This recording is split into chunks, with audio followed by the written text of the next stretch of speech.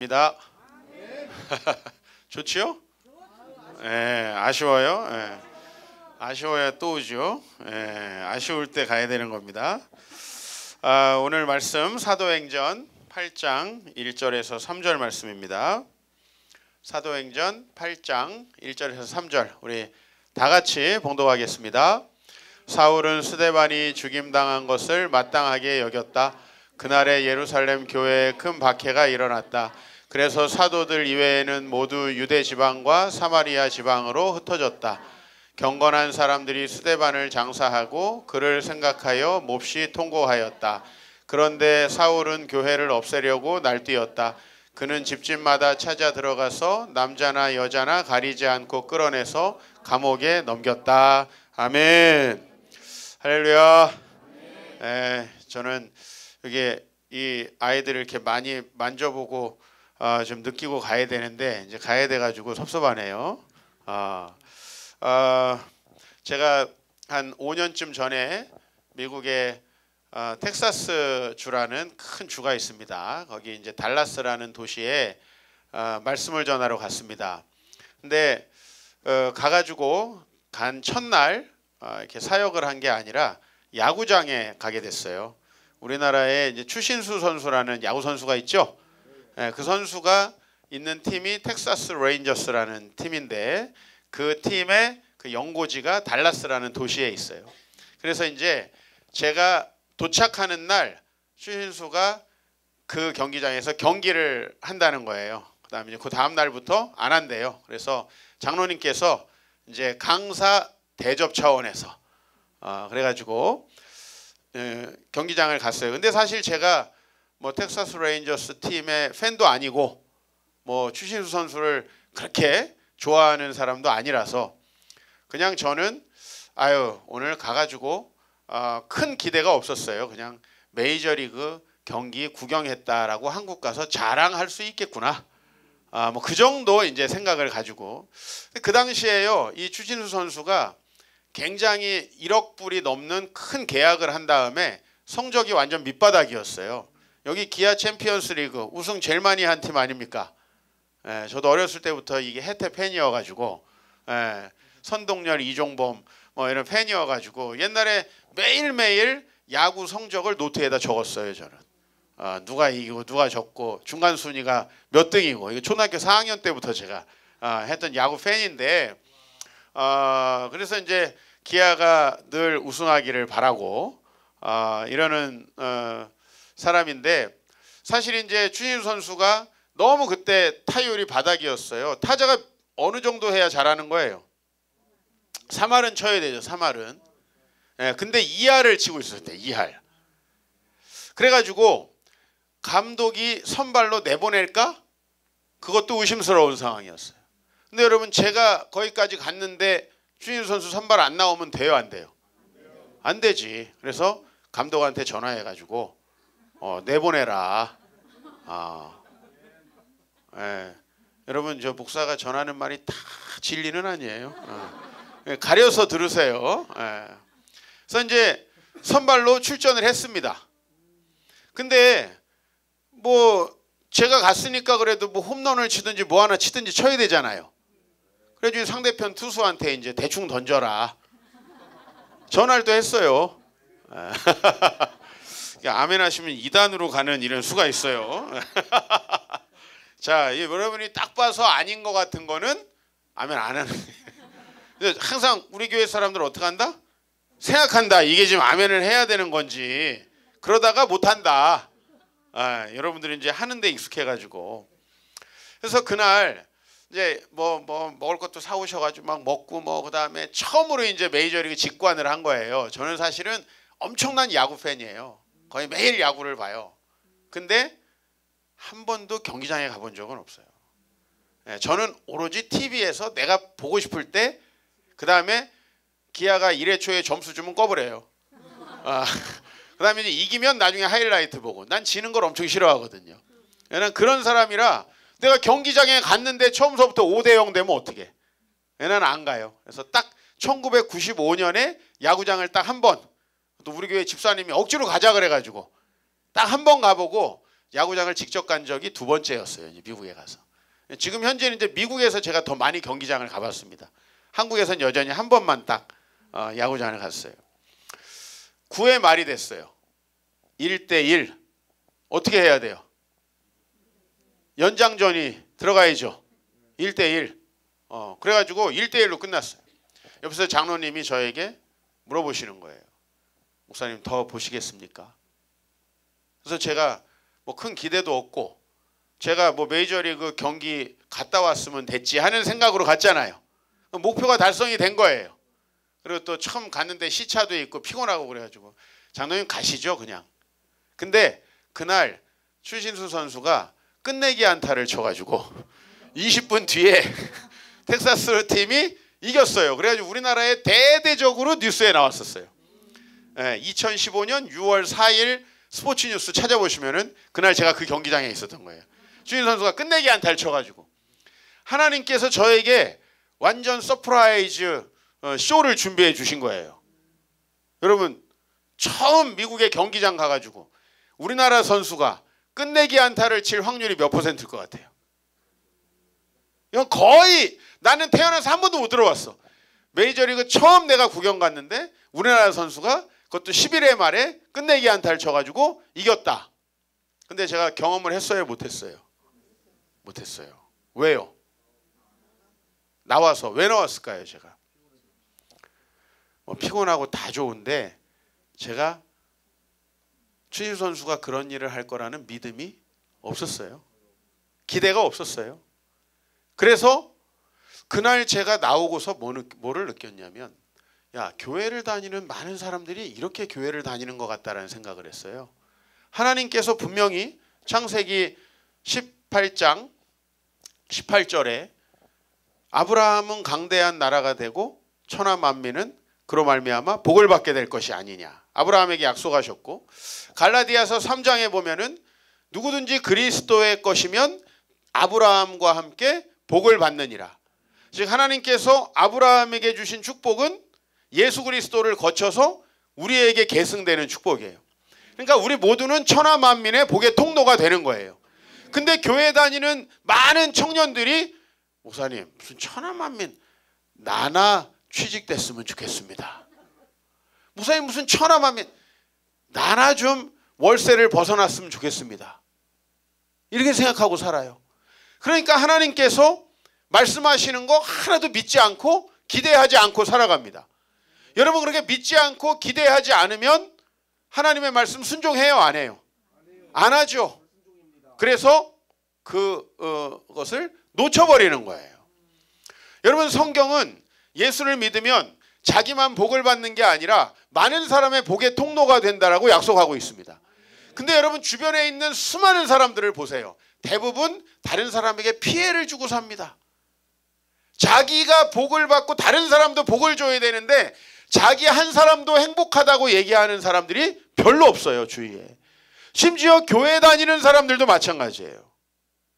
천하 만민의 복의 통로가 되겠다 꿈꾸는 사람 거의 찾아볼 수가 없어요. 그래서 우리 아이들한테 직업을 물어보면 공무원이 되고 싶다. 왜? 나라를 위해서 일하려고? 아니죠. 왜 공무원을 되고 싶다 그래요? 안정되게 가난한 게 공무원이야.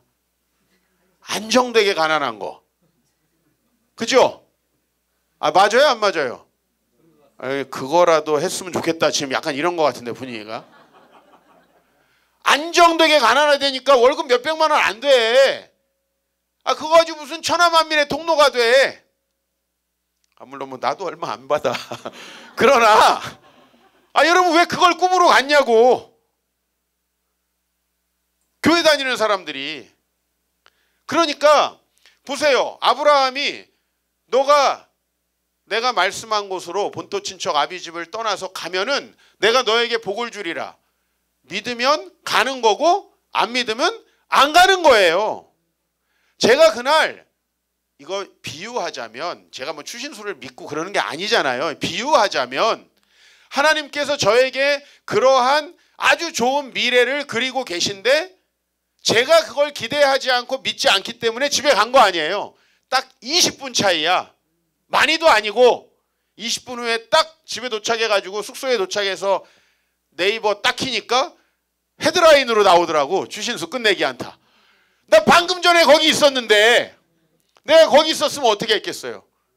야 하면서 나 코리안이야 알아? 하면서 약간 이렇게 의시되면서 이렇게 갔을 거 아니에요. 근데 우리 대부분의 인생이 그래요. 하나님께서 여러분을 창조하실 때 야 너는 대충 어떻게 먹고라도 살아라 이렇게 창조하시지 않는다는 거예요. 하나님이 우리를 이 땅에 보내실 때 야 어떻게 시집이라도 잘 가라 이렇게 보내시지 않는다는 거예요. 하나님은 우리에게 원대한 계획을 가지고 있다는 거예요. 제가 왜 어렸을 때 비 새는 집에서 별 보이는 집에서 살아도 내가 그걸 몰랐냐면 나는 그렇게 살 거라고 성경에서 배웠기 때문에 예? 내 상황 형편 처지가 하나도 안 보이는 거예요. 근데 우리가 왜 그런 기대를 갖지 못하냐면 제가 어제도 말씀드렸지만 내 맘대로 내 뜻대로 살려다 보니까 아무리 내가 내 계획, 내 능력을 생각해봐도 나는 나 하나 먹고 살기도 힘든 사람이야 솔직히. 그렇죠? 그 다음에 이 시대 청년들 취업하기 얼마나 어려워요. 대학 가기 얼마나 어려워요. 뭐라 그래 기자들이? 흙수저라 그래 여러분한테. 뭐라 그래 기자들이? 여러분은 헬조선에 살고 있다 그래. 이거 성경이 하는 얘기요? 기자들이 하는 얘기요? 그런 걸 믿으면 안 되는 거예요. 아니 하나님이 창조하신 이 세상을 왜 지옥이라고 얘기하냐고. 이 세상이 지옥이 되는 이유는 우리가 하나님의 말씀 순종하지 못하고 살아가기 때문이지 하나님이 우리를 그렇게 창조했기 때문이 아니라는 겁니다. 여러분, 여러분이 하나님 나라가 임할 거라고 기대하면 여러분 분명 축복의 통로가 됩니다. 그럼 목사님 나부터 복을 받아야 되는데 나도 지금 복을 못 받고 있는데 나도 어려운데 그 생각을 하면 안 돼요. 아니 그렇게 현실적으로 계산해서 믿을 거면은 신을 왜 믿어? 내 주먹을 믿고 그냥 밖에 나가서 사시지. 이 시간에 가서 노가다라도 하시지. 하나님을 왜 믿습니까? 하나님께서는 모든 상황과 형편과 능력을 초월해서 일하시는 분이에요. 그래서 하나님께서 아브라함에게 100살 때 아이를 낳게 하신 거예요. 30살 때 넘으면 지가 난 줄 알아. 예? 그죠? 지가 난 줄 안다고. 그 다음에 또 자기가 막 피임하고 계획 세워가지고 아기 낳잖아요. 그럼 자기가 난 줄 알아요. 예? 아니 성경에 보면은 한 사람도 하나님이 창조하지 않은 사람이 없는데 하나님이 주셨다라고 믿는 사람은 하나밖에 없더라고. 사라밖에 없어. 여러분의 자녀들은 하나님이 주신 거 아니에요? 예? 허니문 베이비는 하나님이 주신 거 아니에요? 다 마찬가지란 말이에요. 하나님이 우리를 창조하실 때 그런 계획이 있으세요. 그래서 여러분들은 그 계획을 믿으시기를 축복합니다. 그런데 이제 우리의 계획이 이루어지느냐 하나님의 계획이 이루어지느냐 이게 굉장히 중요해요. 여러분들은 아유 하나님께서 내가 이렇게 계획 세우고 어느 대학 가고 뭐라고 뭐 하면 날 그대로 해주셔서 이렇게 잘 되게 해주시면 좋겠다. 우린 다 그런 생각을 합니다. 그죠? 그래서 이제 그런 생각이 깨어지고 우리에게 하나님 나라가 임해야지만 천하만민의 축복의 통로가 될 수 있다라는 거예요. 제가 우리 아내를 참 좋아합니다. 뜬금없지만 왜 좋아하냐면은 착해요. 17년 지금 저하고 살면서 단 한 번도 내 설교를 가지고 뭐라 해본 적이 없어. 내가 사역해서 늦게 들어가고 새벽까지 전화도 안 하고 안 들어가도 한 번도 뭐라 그런 적이 없어. 착하죠? 착하죠? 근데 우리 와이프가 성격이 얼마나 더러운가를 내가 알게 된 날이 있어. 이렇게 착한 여자가 결혼 1주년 기념일이었습니다. 제가 우리 아내하고 한 3년 반 정도 이제 만나고 저희 집사람이 이제 대학교 2학년 때 저를 만났어요. 그래서 대학 졸업을 하고 이제 결혼을 했어요. 4학년 졸업하고. 근데 참 결혼 1주년이 이렇게 다가오는데 아이고 대학생 때 나 만나가지고 사역한다고 돌아다니느라 일주일 2주일에 한 번씩 겨우 데이트하면서 아우 좀 우리 집사람이 너무 짠하게 느껴지는 거예요. 그래서 내가 야 1주년 때 뭘 좀 해줘야 되겠다 이런 생각이 갑자기 들어가지고 선포를 한 거죠. 아 이번 10월 3일 개천절 날 결혼했거든요. 10월 2일 날 안면도에 가서 1박 2일 탁 우리 여행하고 오자 이렇게 선포를 한 거예요. 멋있죠? 아니, 그 정도라니까. 딱 선포를 했어. 멋있죠, 그죠? 예. 근데 이제 끝까지 들으셔야 돼. 여기 끝이 아니야. 끝까지 들으셔야 돼. 예, 이제 시작이에요. 슬슬 감이 잡히죠. 아니 이게 이제 날짜가 하루하루 다가오는데 사실 저는요 지금 이게 50이 다 되도록 한 번도 숙소 예약 같은 걸 해본 적이 없어요. 비행기 KTX 티켓을 끊어본 적이 없어요. 나는 이 휴대폰으로 아예 결제를 못해. 한 번도 안 해봐가지고.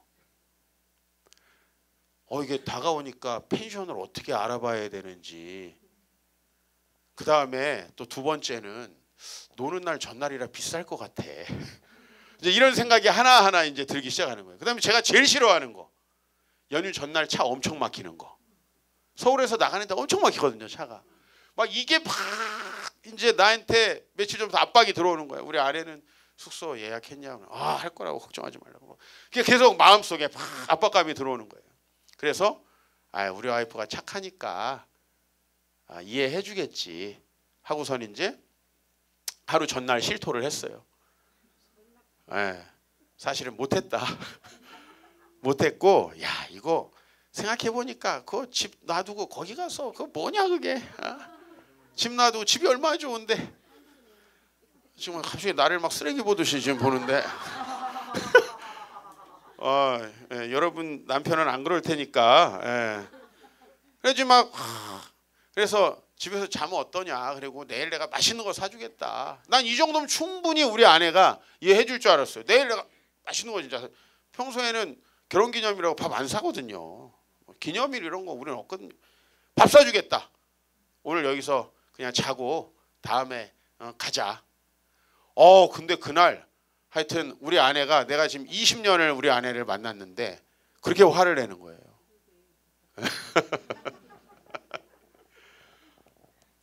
요지는 뭐냐면 왜 말을 했냐는 거예요. 누가 가자 그랬냐는 거예요. 맞는 말이죠? 근데 남자는 언제 화가 제일 많이 나는 줄 알아요? 맞는 말을 할 때. 여자가 맞는 말을 할 때 승질이 제일 나. 이를테면 왜 술 먹고 늦게 들어오냐. 맞는 말이거든. 이럴 때 제일 승질이 나는 거예요. 너는 월급도 쥐꼬리만큼 받으면서 화가 나 안 나? 왜 화가 나? 맞는 말이야. 네가 지금까지 한 게 뭐냐? 맞는 말이잖아. 승질이 난단 말이에요. 남자는 맞는 말을 할 때 승질이 나. 그죠? 여러분 뚱뚱한 사람한테 뚱뚱하다고 놀리면 화 나요 안 나요? 나지. 왜? 그렇지 맞는 말이니까. 사람 맞는 말을 하면 승질이 난단 말이야. 그죠? 믿음 좋은 사람들은 믿음이 이렇게 개떡 같아가지고 교회 다니겠냐고 그래도 내 얘기 아니겠지 하고 승질이 안 나. 근데 저 뒤에 앉은 믿음 없는 인간 승질 난다고. 그날 아내가 이제 얘기를 하는 거야. 미안해. 근데 내가 가자고 그랬어요. 왜 사람 기대하게 만들어요? 막 이러는 거야. 다 맞는 말이야. 승질이 막 나기 시작하는 거야 이제. 다 맞는 말이야. 승질이 막 나기 시작. 그래가지고 그럼 어쩌라고 이제 밥 사준대잖아. 이제 이렇게 간 거예요. 여기까지. 막 이제 하고 있는데 딱 전화가 한 통이 왔습니다. 전화를 딱 받았어. 전화 받았어. 지금 저 사이판에 선교가 있는 이호진 집사라는 사람이 눈치 없이 전화를 딱 한 거야. 목사님 내일 뭐 하십니까? 공휴일이잖아. 10월 3일. 네 별일 없는데요 집사님. 할렐루야 잘 지내십니까? 이렇게. 우린 또 싸워도 중간에 또 할렐루야 하거든. 할렐루야 잘 지내십니까? 근데 목사님 내일 저기 충신대학교 양지 캠퍼스에서 축구 시합이 있는데 가실 수 있으세요? 그래서 아, 좋지요. 아, 왜냐면 화가 났으니까. 에? 좋지요. 그래서 그럼 목사님 제가 내일 아침 6시에 댁으로 모시러 가겠습니다. 네, 집사님. 전화를 끊었어요. 그리고서는 새벽에 일어나가지고 축구화를 가지고 나가가지고 뒷날 가서 축구 시합을 4번 하고 저녁을 먹고 밤에 들어왔어요. 아, 잘 살고 있어요. 괜찮아요 지금. 잘 살고 있어요. 애 셋 낳고 잘 살고 있어요. 예. 큰 걱정을 하지 마시고 은혜라는 게 있잖아요. 예. 잘 살고 있는데 내가 이날 안 건 뭐냐면은 우리 아내같이 그렇게 천사다 뭐 착하다 해도 지 계획이 깨지는 건 못 참다라는 거예요. 지 계획이 깨지는 거는. 예. 저는 이해해 줄 줄 알았어요, 솔직히. 그래서 준비 느슨히 하고 있다가 아, 그 내일 밥 사줄게 이러면 그래요 이럴 줄 알았거든요. 아, 사람이 자기 계획이 흐트러지고 자기가 생각한 대로 인생이 안 된다는 거 정말 참기 힘든 일이에요. 근데 오늘 예루살렘 교회를 여러분들이 보셨어요. 예루살렘 교회가 가장 지금 불행한 한 장면을 보셨어요.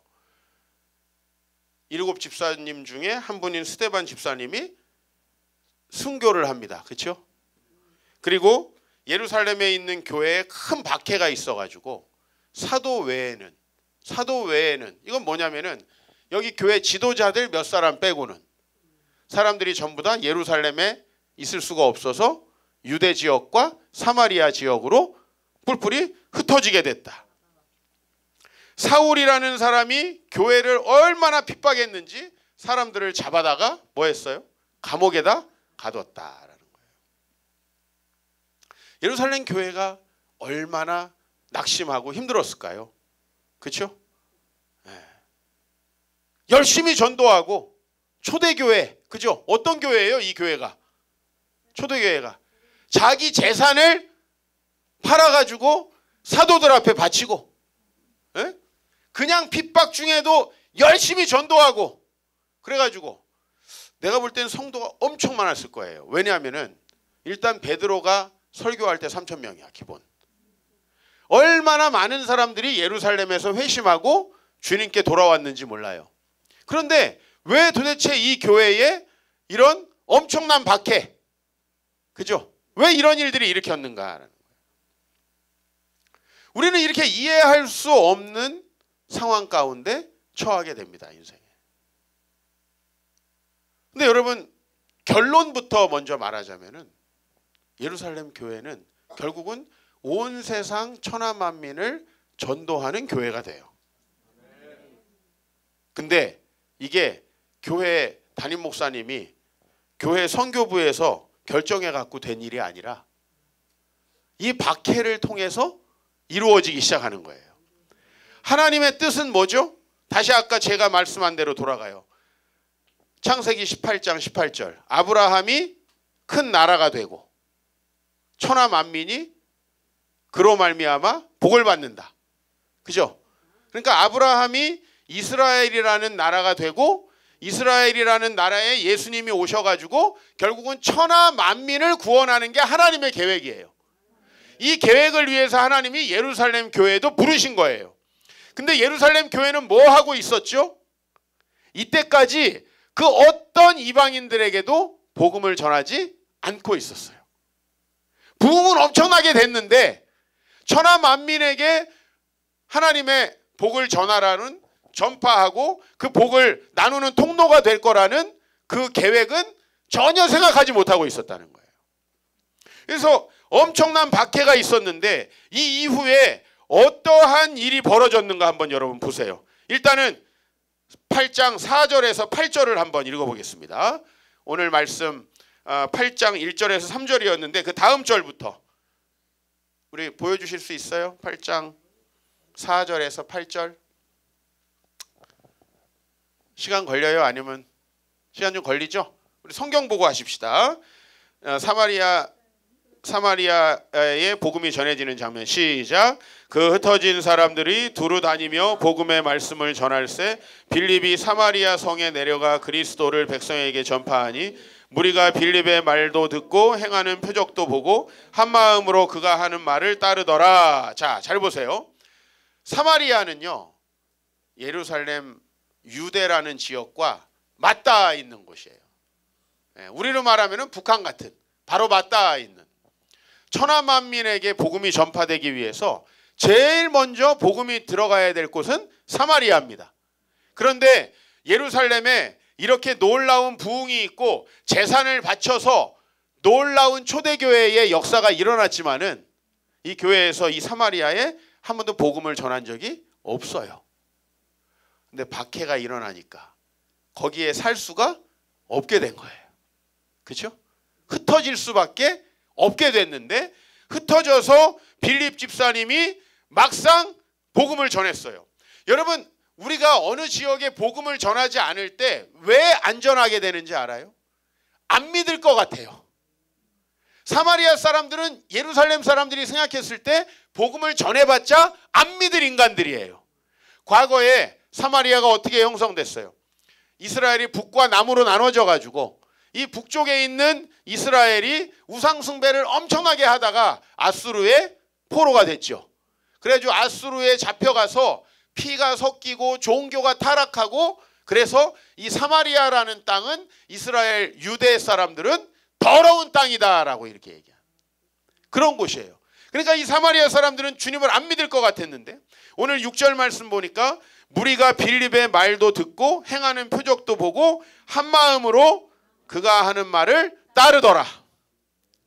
사마리아의 복음의 놀라운 역사가 일어나기 시작하는 겁니다. 사마리아에만 그런 역사가 일어난 게 아니에요. 8장 26절로 한번 넘어가 봐요. 8장 26절 같이 읽습니다. 시작. 주의 사자가 빌립에게 말하여 이르되 일어나서 남쪽으로 향하여 예루살렘에서 가사로 내려가는 길까지 가라 하니 그 길은 광야라. 한 절 더요. 일어나 가서 보니 에디오피아 사람 곧 에디오피아 여왕 간다게의 모든 국고를 맡은 관리인 네시가 예배하러 예루살렘에 왔다가, 그 빌립 집사님이 이제 이 사마리아 성에서 전도를 마치고 다시 남쪽으로 내려와야죠. 제가 아까 사마리아는 북한 같다고 그랬죠. 유대의 북쪽에 있는, 북쪽에서 하고 다시 남쪽으로 내려오고 있는데 주님의 사자가 뭐라고 그래요? 가사로 내려가는 길까지 가라는 거예요. 광야길로. 원래 광야길엔 사람이 있어요, 없어요? 원래 없지. 근데 광야길로 내려갔어요. 그런데 내려가서 보니까 에티오피아 네시가 예배를 드리러 왔다가 빌립을 만나게 된 거예요. 근데 이 사람이 아무도 가르쳐주는 사람이 없어서 말씀을 배울 수가 없다. 갈급한 영혼이에요. 그 영혼에게 복음이 전해져서 오늘 38절을 보면은 이에 명하여 수레를 멈추고 빌립과 네시가 둘 다 물에 내려가 빌립이 세례를 베풀고. 자, 어떤 일이 일어났겠어요? 이 뒤에 자세하게 기록을 안 하고 있어요, 성경은. 그러나 에티오피아 이 네시는 그곳에서 유력한 역할을 하는 사람이죠. 왕궁을 출입하는. 에티오피아에 복음이 전해진 거죠. 그것에 복음의 놀라운 열매가 맺혀지게 된 겁니다. 그렇죠?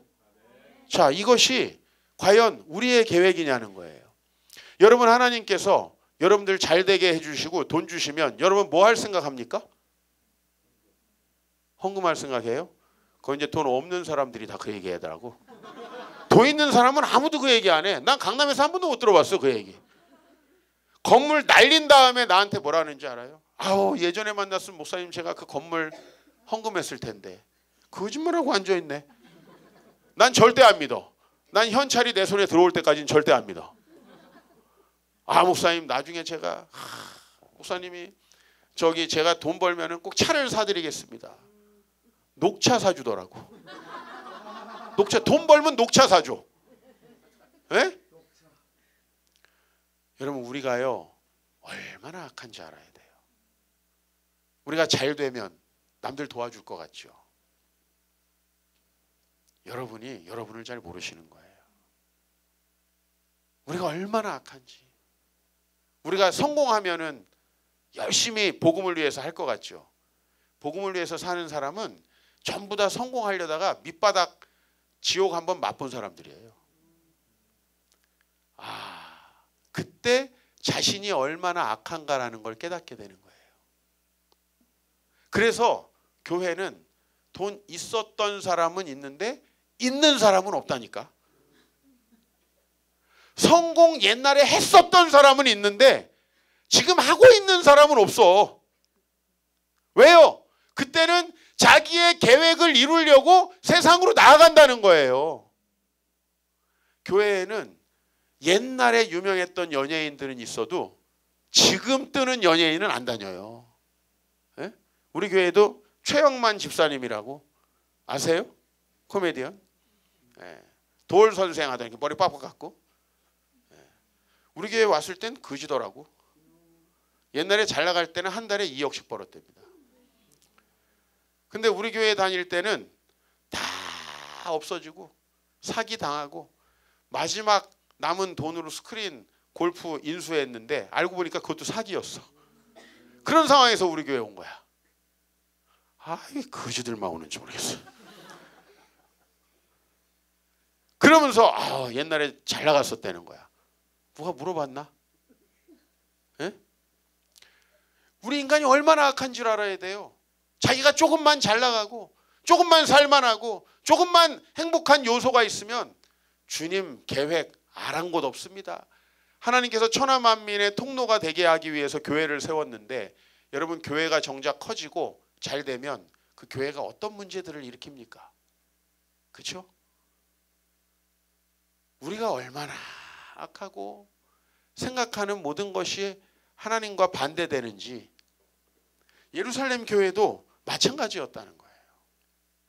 그런데 그 예루살렘 교회가 박해로 인해서 깨지고 예루살렘 교회의 계획이 박살나고 나니까 살 길을 찾아 여기저기 흩어졌는데 흩어져서 막상 사마리아에 복음을 전하고 에티오피아까지 복음이 전해지는 역사가 일어나는 거예요. 그게 다가 아니에요. 11장으로 가봅시다. 11장 19절 우리 같이 읽어보겠습니다. 11장 19절에서 21절 시작. 만일 내일로 일어난 환란으로 말미암아 흩어진 자들이, 그죠? 아까 전에 무슨 일? 그 예루살렘 교회가 박해당한 일, 그 박해당한 일 때문에 환란으로 흩어진 자들이 어디에? 베니게와 구브로와 안디옥. 여긴 여러분이 지금 지도를 잘 모르시지만은 이 구브로는 어디냐면은 배를 타고 한참 가야 되는 섬나라예요. 이건 이제 외국이야, 외국. 아까 거기는 그래도 북한이지, 북한. 이건 외국이에요. 우리 식으로 말하면은 저기 하바롭스크, 저기 북경, 그 다음에 저 섬나라 일본, 이 정도가 되는 게 바로 베니게 구브로, 그 다음에 안디옥이에요. 그 지역에 이르러서 처음에 누구한테만 복음을 전해? 예루살렘 교회가 얼마나 편견에 사로잡혀 있는지 아시겠죠? 우리만 믿을 거야.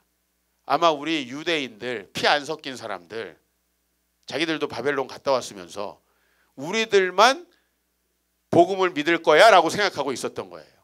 그러니까 이방인 지역에 가서도 그 지역에 살고 있는 유대인들에게만 복음을 전하고 있어요. 그런데 그 다음 구절을 보면은 여러분 거기에 살다 보니까 헬라인도 만나요, 안 만나요?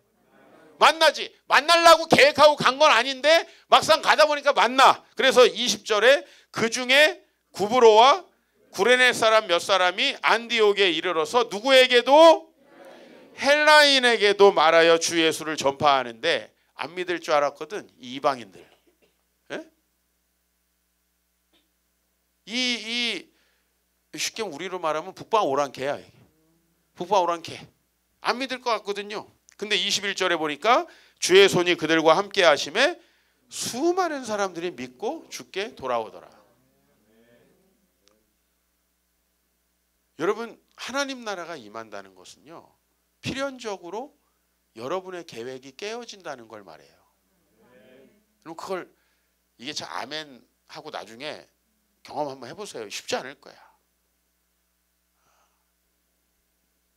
여러분이 선하고 착하다면은 여러분의 뜻이 주님 뜻이 되겠지만 우리가 얼마나 우리를 십자가에 못 박아야 나의 뜻이 주의 뜻같이 되게 하여 주소서 이게 되는지, 나의 품은 뜻이 주의 뜻같이 되게 하여 주소서 이게 얼마나 먼 길인지 몰라요. 제가 제에게 말씀드렸죠. 하나님께서 말씀 전하는 자로 키워주셔가지고 좋은 대학에 딱 보내놓으니까 뭐해 바로? 하나님 빠이빠이. 난 내 맘대로 살겠습니다. 이게 나예요. 이게 나라고. 그때 내가 한 3수쯤 했어야 돼. 그죠? 근데 재수없이 바로 붙었어. 재수없지. 바로 붙으니까 하나님이 그거 없어요. 그게 우리라는 거예요. 여러분 과거를 잘 돌아보세요. 우리가 죄인이라는 말은 교리에 갇혀있는 그런 말이 아니에요. 조금만 잘 되면, 조금만 돈 생기면, 조금만 안정되면 이걸 유지하려는 데에 우리 모든 에너지를 사용하고 싶어지는 거예요. 그게 우리예요. 하나님은 그러라고 준 게 아닌데 우리는 조금만 달란트를 가지면 그걸 자랑하기 바쁘다는 거예요. 나도 어렸을 때 공부 좀 잘한다고 얼마나 주변 사람들을 무시했는지 몰라요. 야, 너는 머리가 돌로 만들어졌냐? 내가 이 얘기 정말 많이 했어요. 아, 저 돌대가리 저거. 그 제일 큰 피해자들이 우리 동생들이에요. 옆에 있으니까. 하나님께서 나에게 달란트를 주셔서 그걸 섬기는 게 아니라 그걸 가지고 나를 높이려고. 어디 가든지 그걸 가지고 나를 높이려고. 그게 우리더라는 거예요. 여러분, 하나님 나라가 이루어진다는 건 필연적으로 여러분의 계획이 깨어지는 건데 괜찮겠어요? 아멘이 안 나오잖아. 이거 봐. 이건 타이밍이 나와야 되는 타이밍이거든. 괜찮겠어요? 아멘. 이게 쉽지 않아요. 쉽지 않다고. 여기서 아멘 소리 지른다고 갑자기 되는 그런 종류의 일이 아니에요. 제가 해봤더니. 내 계획이 수도 없이 깨어져야 하나님의 계획을 이루게 되는 거예요. 내 계획이 수도 없이 깨져야. 이 놀라운 일이 이제 13장으로 갑니다. 13장 1절에 보면은 아까 베니게와 구브로와 안디옥으로 흩어졌다 그랬죠, 사람들이? 그 중에 이제 안디옥으로 갑니다. 13장 1절. 안디옥 교회에 선지자들과 교사들이 있으니 곧 바나바와 니게르라 하는 시므온과 구레네 사람 루기오와 분봉왕 헤롯의 젖동생 마나엔과 및 사울이라. 여러분, 요걸 읽으면서 여러분들이 굉장히 놀래야 돼요. 원래. 왜냐하면 여기 지금 5사람이 나오거든요. 안디옥 교회의 지도자. 근데 우리가 한 사람은 인정. 누구? 바나바. 인정. 구브로에 땅 팔고 초대교회에서부터 열심히 헌신했던 분이에요. 그죠? 인정. 그러나 두 번째부터는 니게르라 하는 시므온이에요. 이 니게르라는 것은 니그로. 이게 북아프리카 이방인입니다. 교회 지도자가 되기에는 안 맞는 사람이에요. 예? 그 다음에 구레네도 마찬가지예요. 이게 지금의 알제리 튀니지 있는 이쪽 지역인데 그쪽 북아프리카 출신의 루기오라는 사람이래요. 누군지 정확히는 몰라요. 더 놀라운 거는 분봉왕 헤롯의 젖동생 마나엔이라는 사람이 있대. 헤롯이 누구예요? 헤롯 가문이 어떤 가문이에요? 예수님이 태어났을 때 예수님 죽이려고 했던 것이 이 마나엔이라는 사람의 할아버지쯤 되는 사람이에요. 그러니까 이 집안은 이 에돔 족속하고 피가 섞인 이 유대인인데 하여튼 이 사도 바울도 그 집안 사람 아그리빠가 핍박했던 사람이고 하여튼 이 집안은 예수를 엄청 싫어하는 집안이에요.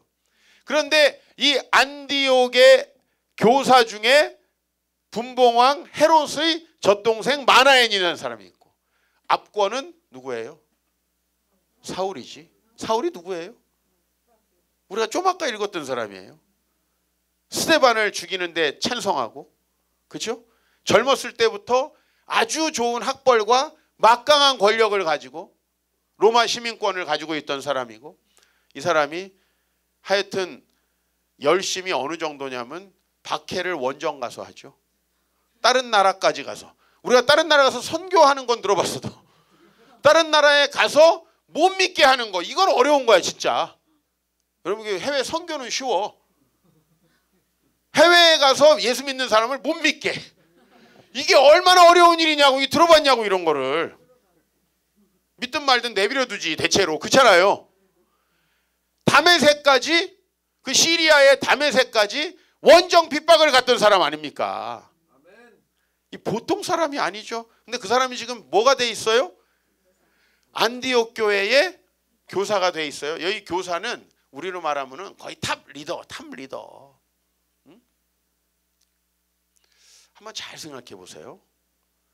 이 교회가 예루살렘 교회였다. 사울을 받아줬을까요? 사울 받기 힘들었겠죠. 니게르라는 시므온, 이런 사람 받아줬을까요? 안 받아줬을 거예요. 너 예수님 만나봤어?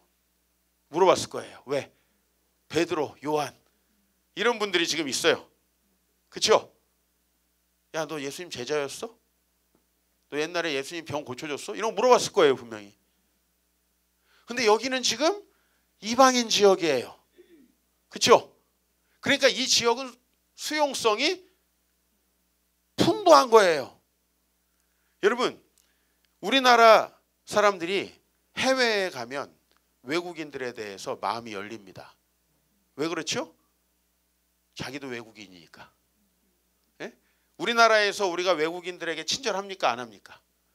잘 안 하죠 솔직히. 그죠? 왜냐하면 똥개도 지집 앞에서는 먹고 들어가는 거니까. 근데 우리나라가 외국에 가면 멀티컬처럴, 여러 다민족 사역을 잘합니다. 왜냐? 마음이 가난해지는 거예요. 자기도 인종차별 받는 거예요. 백인이 아니기 때문에. 오늘 여기 아주 선진국입니다. 당시의 시리아의 안디옥은 국제적인 도시입니다. 이곳에 가니까 자기들이 이게 아니거든. 여기 예루살렘 아니거든요 지금. 그러니까 누구든지 믿음이 좋고 누구든지 주를 향한 열심이 있으면은 지도자가 될 수 있는 풍토예요. 아니, 헤롯의 젖동생이 어떻게 지도자가 됩니까? 야, 니네 할아버지 옛날에 나쁜 짓 했던 놈 아니야? 이렇게 나오겠죠 당장에. 그리고 사울이 박해했기 때문에 일단은 우리 지금 아직도 우리나라 옛날 어르신들 공산당하면 치를 떨죠. 왜? 옛날에 우리 이북에서 넘어오신 분들 재산 뺏기고 공산당한테 고통당했기 때문에 우리 어르신들이. 어떻게 예루살렘 사람들이 사울을 용서하겠어요? 어떻게 용서하겠어요? 이 사울은 바나바가 안디옥 교회에 데려간 거예요. 왜 그랬을까요? 이 교회가 사울을 품을 수 있는 교회니까.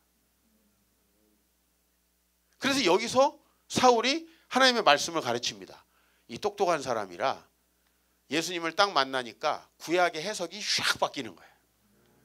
주님의 빛으로 구약이 샥 꿰지는 거죠. 정말 사도 바울의 서신들을 읽어보면은 한 권 한 권 밑에다가 구약을 깔고 썼어요. 얼마나, 여러분 성경을 공부해 보시면 정말 재밌어요. 구약을 그냥 밑바탕에 깔고 술술술술 쓰는 거야, 인용하면서 막. 이 사울이 가가지고 안디옥 교회에서 편견 없이 성경을 열심히 가르치고 하나님의 나라를 전하니까 여기서 지도자가 됐죠. 자, 그 다음에 2절 보니까 뭐라 그래요? 시작.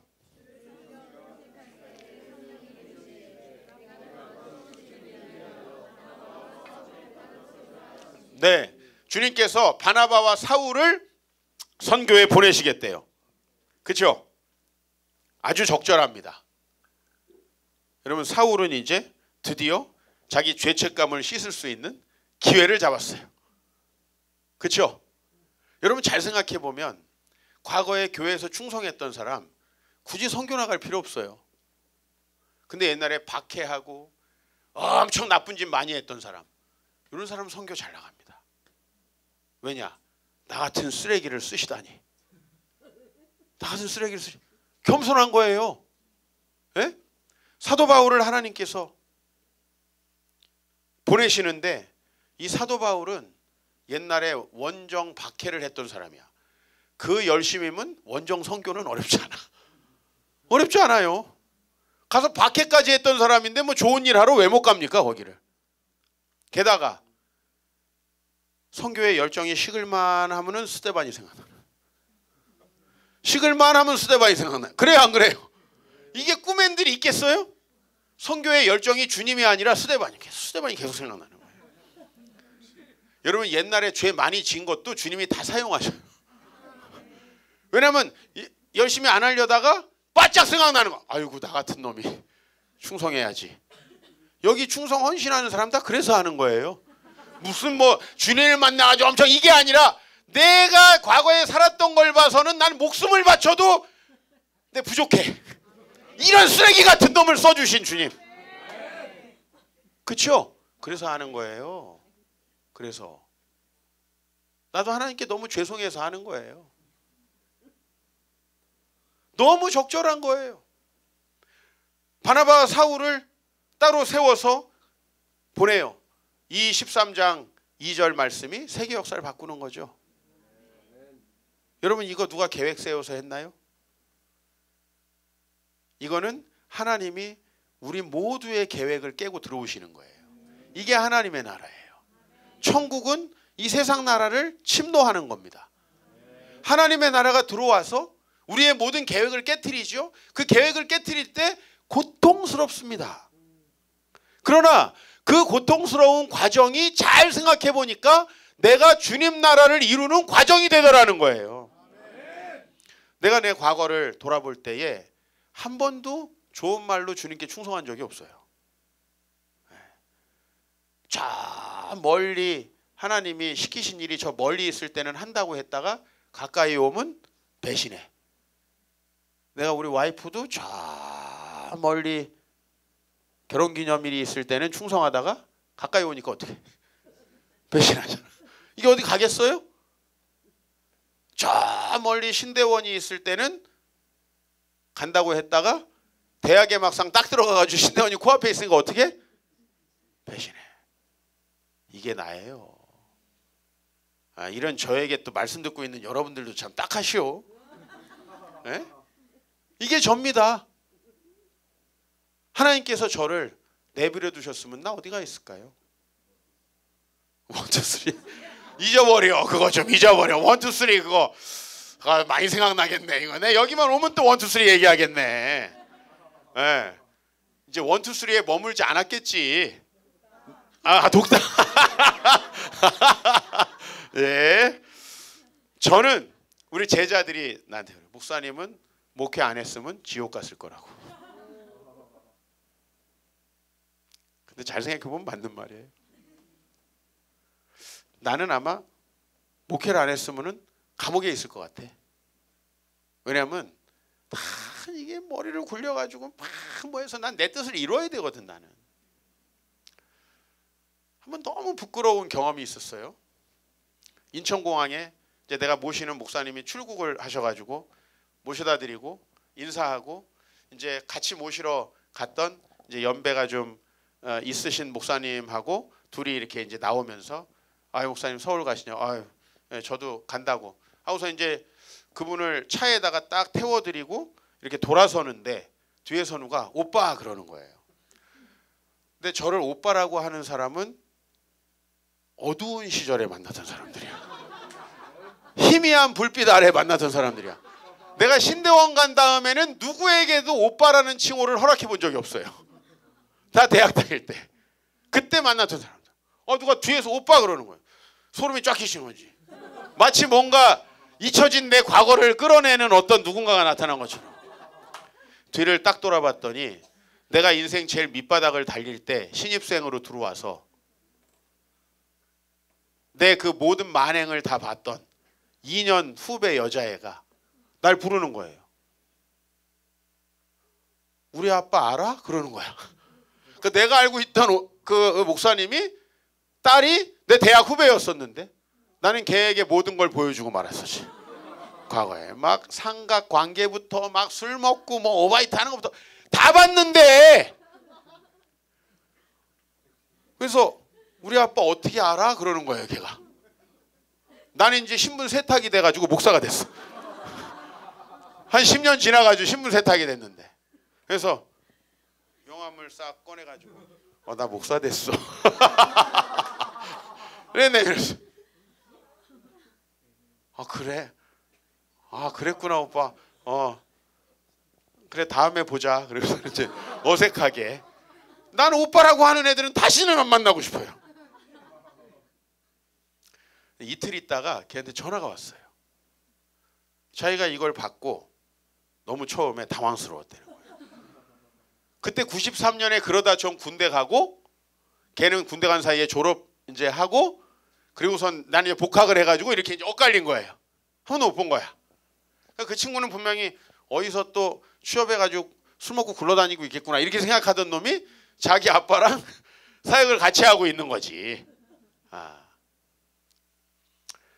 이태리에서 전화하더니 종로에서 만나재요. 그래서 나갔어요.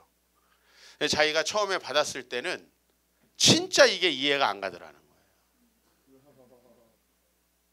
근데 잘 생각해 보니까 오빠가 목회를 하면 잘할 것 같대.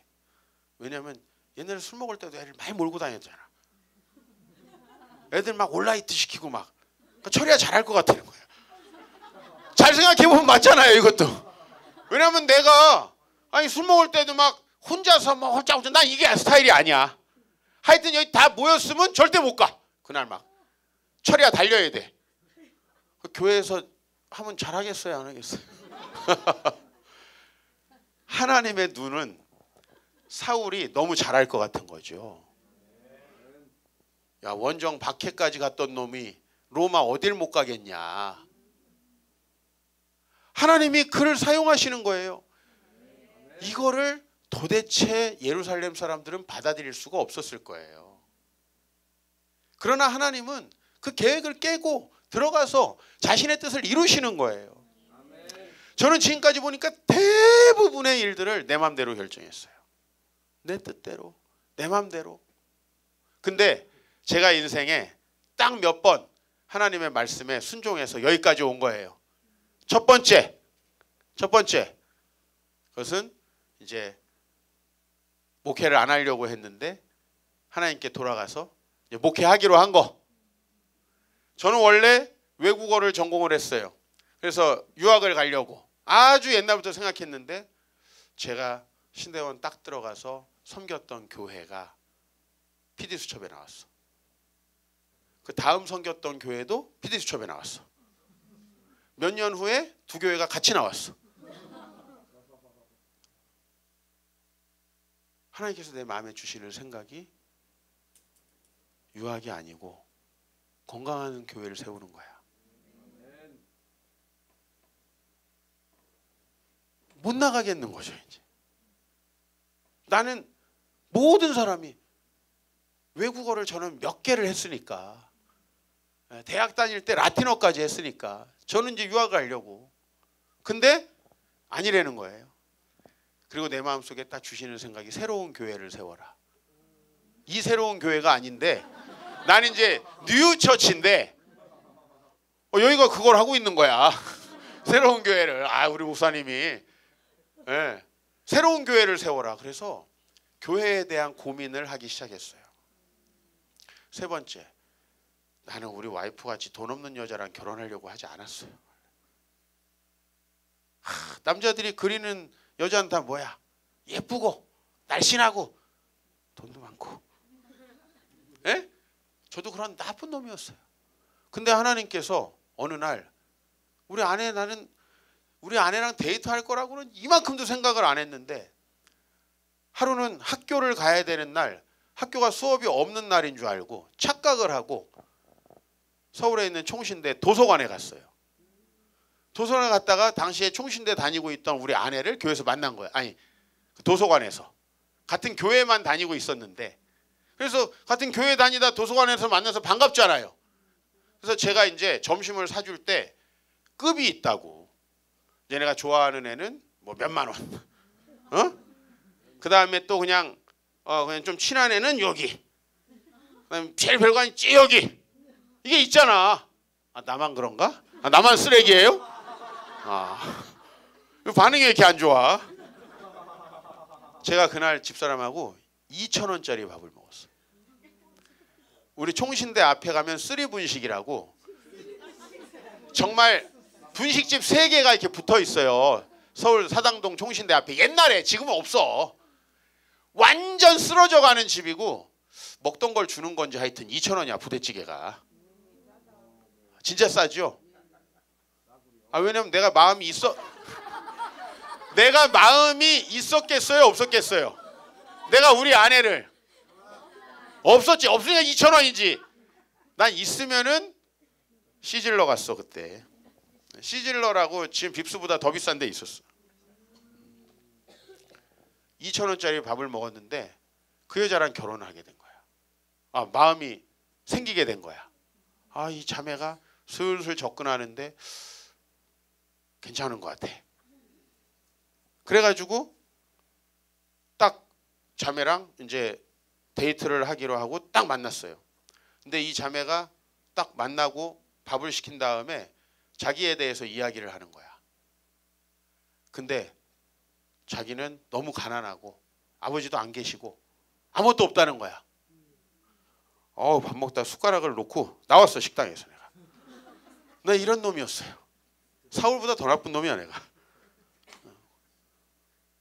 하나님 왜 이런 사람을 주시냐고. 나와서.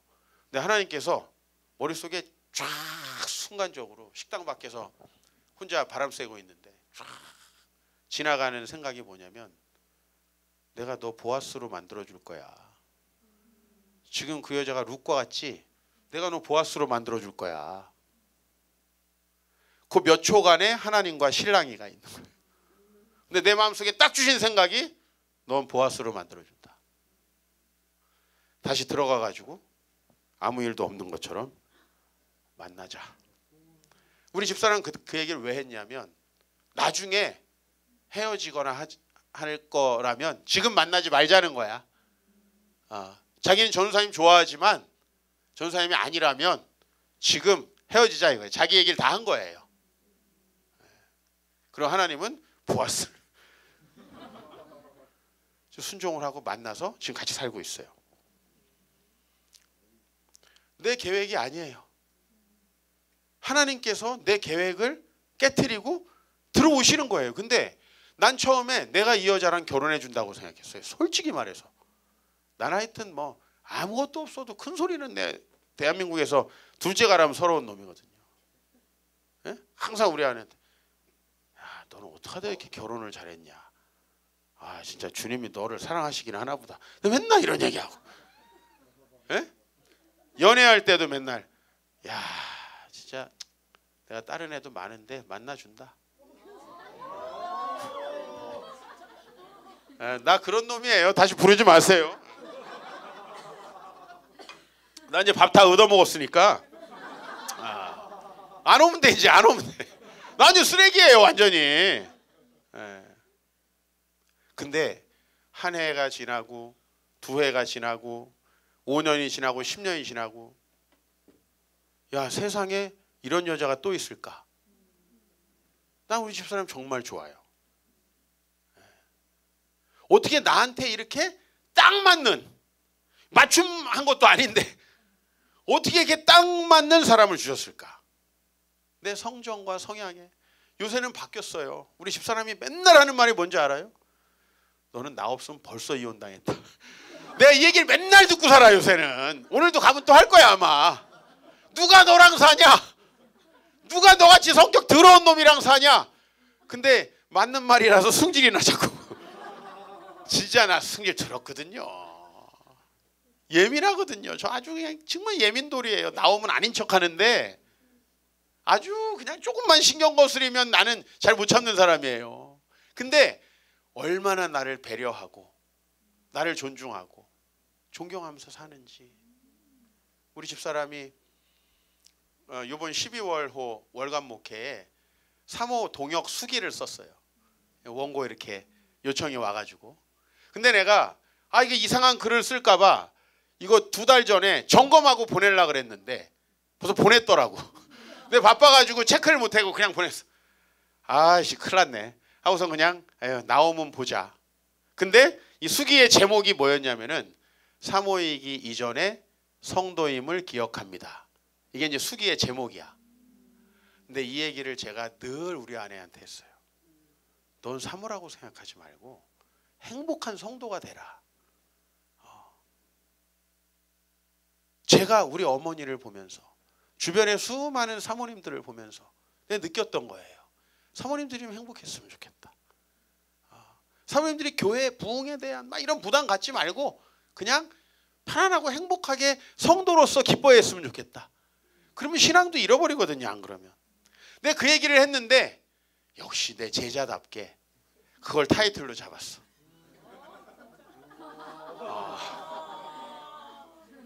내가 얼마나 감사하겠어요. 그 타이틀을 딱 보고 검사 안 해도 역시 괜찮았구나. 그리고 자기가 이렇게 참 교회 목회하는 초기에 참 힘든 일도 많았고 어려웠지만은 지금 하나님께서 너무나 많은 것으로 채워주셔서 행복하다. 이제 이런 내용이에요. 그래서 거기다가 무사모들한테 충고까지 했더라고. 가정을 먼저 생각하면 안 된다. 주님 나라를 먼저 생각하고 사모가 인내하고 사역을 도와줘야 된다. 이제 이런 내용을 거기다 썼어요. 내가 그 여자랑 결혼 안 했으면은 어떻게 됐어요? 이혼당했다니까. 누가 나랑 저하고 정말 딱 맞는 사람. 근데요, 이 눈깔은 그런 사람 못 찾아요. 나는 그냥 보기에 좋고 그냥 화려한 거 그런 것만 찾아 돌아다녔는데 하나님께서 너무 좋은 사람 주시는 거죠. 그리고 이 여자를 만나서 살고 있는데 하나님께서 저희 아버지를 2005년에 암으로 데려가셨어요. 여러분, 우리가 고난 중에 고통 중에 하나님의 음성이 잘 들립니다. 그렇죠? 내가 우리 아버지가 암 진단을 받고 병원에 가신 날부터 밤 12시마다 잠바 뒤집어 쓰고, 큰 교회니까 내 목사한 거 다 알잖아요. 잠바 뒤집어 쓰고 그냥 모자 쓰고 이러고 가가지고 이제 밤마다 기도하는 거예요. 하나님 살려달라고. 근데 이상하게 살려주시라고 막 기도하다가 보면은 새로운 교회를 세워야 되겠네 이러고 앉아있는 거예요. 내가. 그래서 내가 이 새로운 교회 왔나 봐요. 내가 그때 나이가 만 32이었어요. 정말 젊은 나이였는데 이제 부목사 한지 한 2년 조금 더 된 그 시점에 저를 개척을 하라는 거예요. 하나님께서 새로운 교회로. 여러분, 제가 마음의 심중에 고통이 없었으면 들렸을까요? 안 들렸을까요? 안 들렸죠. 나는 40살까지 그 교회에서 청년 사역하려고요. 대형교회 청년부 만들어 보려고 막대한 권력을 등에 업고, 제가 또 우리 담임 목사님 비서실장이었거든요. 막대한 권력을 등에 업고 청년부를 다 통폐합해가지고 막 이제 큰 사업을 하고, 막 여름에는 비행기 한 대 빌려가지고 선교 가려고 준비를 다 해놓고 그랬어요. 비행기 한 대를 그냥 전세 내서 가려고. 그렇게 계획 세우고 있는데 하나님이 스탑하고 나가라는 거예요.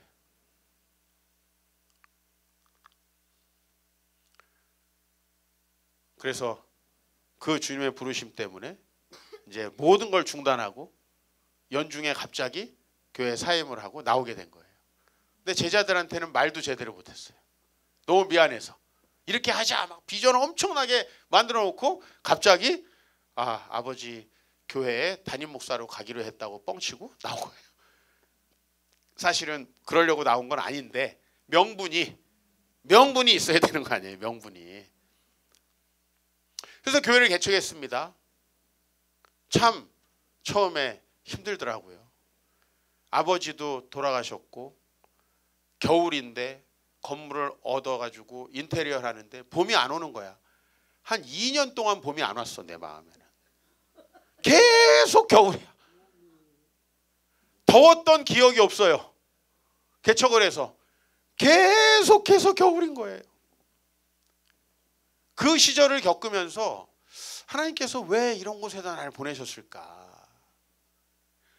저는 돈 걱정은 안 하는 사람이에요. 근데 내 가오가 깎이는 거나 못 참는 사람이에요. 근데 개척을 하니까요.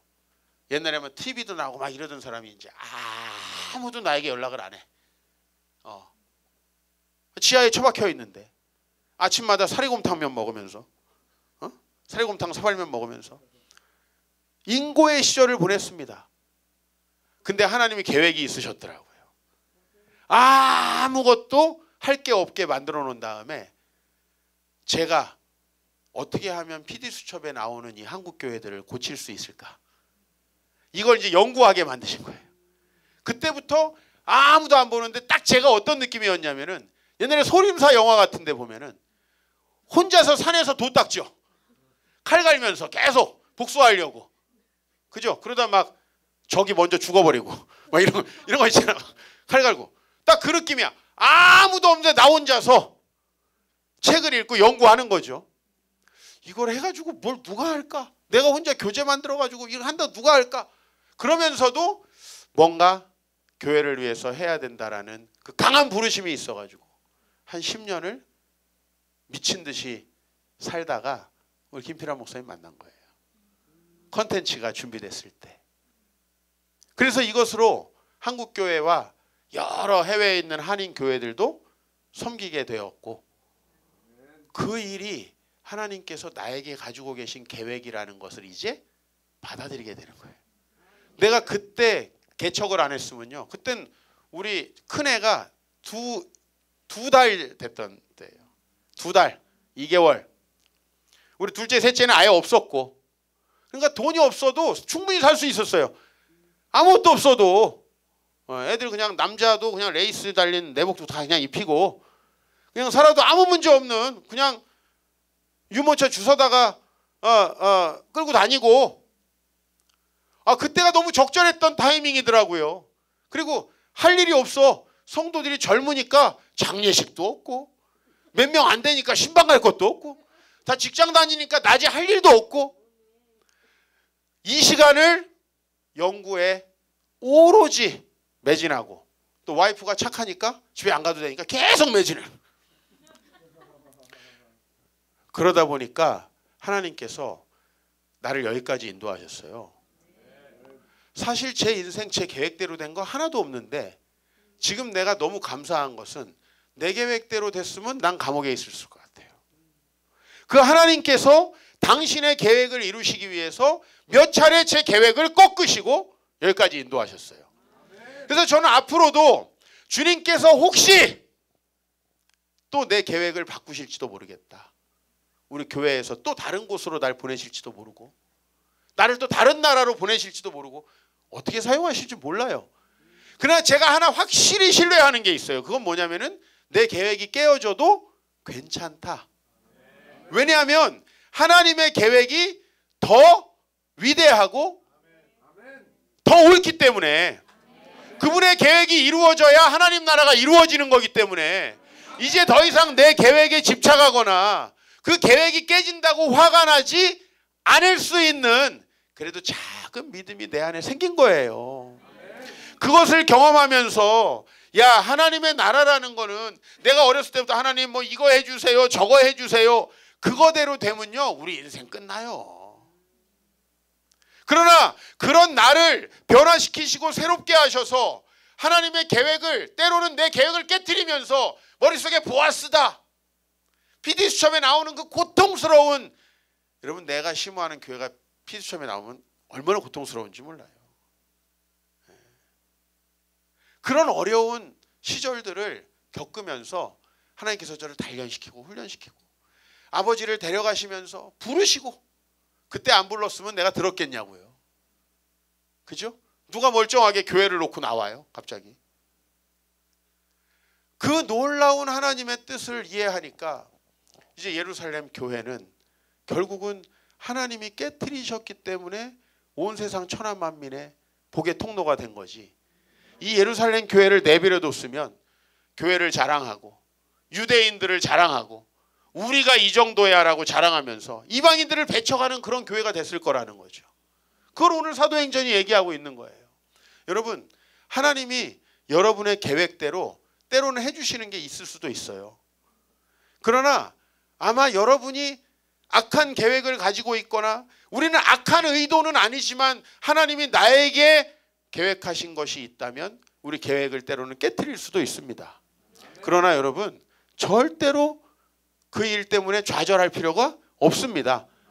내 생각보다 더 높으신 주님, 그분이 경영하시는 일은 그분이 반드시 이루시고 우리는 그분의 생각도 이해할 수 없지만 나중에는 그 모든 퍼즐을 맞춰보니까 하나님의 그 뜻이 가장 아름다웠다는 거죠. 그래서 우리는 하나님의 크신 계획을 다 알 수는 없어요. 그리고 때때로는 내 계획이 깨어지는 그 아픔들이 있어요. 그러나 그 아픔과 고통들이 있어도 하나님께서 우리를 이끌어 가시는 그 길을 따라가다 보면 나도 모르는 사이에 내가 천하만민의 복의 통로가 되어 있는 줄로 믿습니다. 그 계획을 신뢰하면요, 이제는 우리 믿음이 좀 진보할 수 있어요. 지금까지 계획 많이 깨지셨죠? 가슴 아픈 일들 많이 있으셨을 거예요. 그러나 그 계획들이 깨졌기 때문에 오늘 여러분이 여기 있는 거예요. 그리고 그 계획이 깨졌기 때문에 앞으로를 기대할 수 있는 거예요. 앞으로 주님께서 여러분들을 사용하신다면은 이제 내 계획이 깨어져도 괜찮다. 하나님께서 나를 통해 일하실 것들을 기대할 수 있으니까. 여러분, 그걸 경험하고 나면은 이제 주님 뜻이 이루어지는 게 무섭지 않아요. 우리가 날마다 주기도문을 고백해요. 주의 뜻이 하늘에서 이루어진 것처럼 땅에서 이루어지겠다. 그러나 정작 그게 나에게 오면요, 우리는 거부해요. 그러나 그 하나님의 계획이 우리에게 이루어질 때 우리 진짜 이제 그 하나님 나라가 우리 삶에 임하는 놀라운 축복, 우리 새로운 교회와 또 우리 여기 모인 너무 소중한 우리 보석 같은 자녀들이 이 세상에 천하만민의 복의 통로가 되는 것을 보게 될 것입니다. 그 주님 앞에 오늘 기도하면 좋겠습니다. 우리 같이 기도합니다. 하나님, 우리의 모든 계획을 넘어서서 일하시는 주님, 오늘 저의 삶을 주님 앞에 맡깁니다. 하나님, 나의 계획이 깨어져도 좋습니다. 주님의 뜻이 이루어지기를 원합니다. 주님의 뜻이 이루어져서 우리를 통해서 천하만민이 복을 받는 놀라운 역사가 일어나게 하시고, 주여, 내년에 캄보디아 선교를 준비합니다. 우리 새로운 교회의 첫 발을 주님께서 기쁘게 여기시고 놀라운 뜻을 이루어 주시옵소서. 그런 시간까지 나의 계획이 깨어져서 가슴 아팠지만은 이제 주님을 신뢰합니다. 그분에게 내 삶을 맡깁니다. 우리 주여 세 번 부르고 기도하겠습니다. 주여, 주여,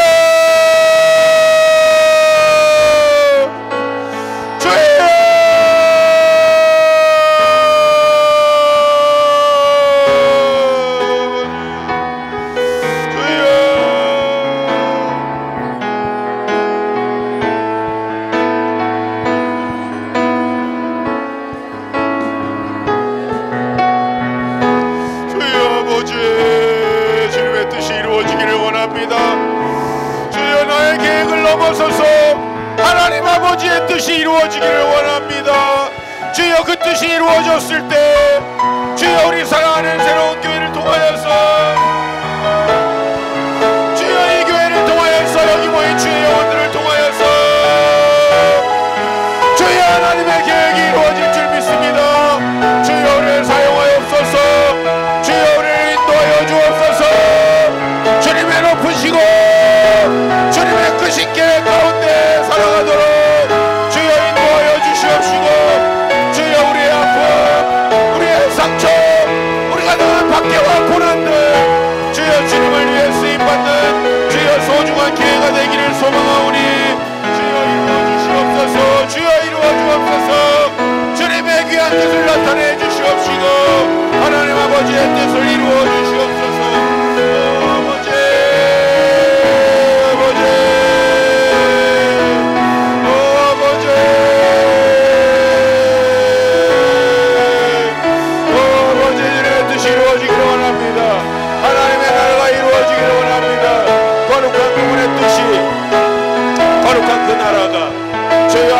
그 뜻이 우리 안에 이루어지기를 원합니다. 하나님이여 우리의 계획이 이루어지기를 원합니다. 하나님이여 그 뜻이 이루시고 하나님 그 뜻을 주 앞에 나타내시고 하나님 그 영광스러운 주의 뜻을 이루어 주시옵소서. 주여 그 뜻을 이루어 주시옵소서. 주여 그 나라 그 놀라운 주의 뜻을 주여 나타내 주시옵소서.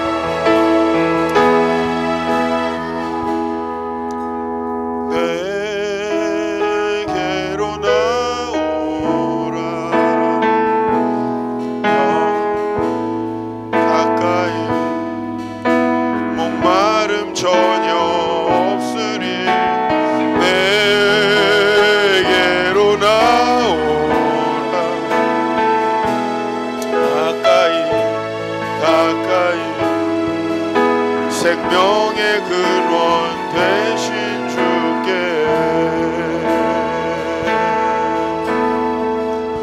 아버지 하나님, 우리가 말로는 주님 나라가 이루어지기를 원한다고 했지만 우리 과거를 돌아볼 때에 조그만 돈이 있어도 조금만 성취를 해도 조그만 내 달란트가 출중해 보여도 그것으로 내 뜻을 이루려고 했던 사울과 같은 죄인입니다.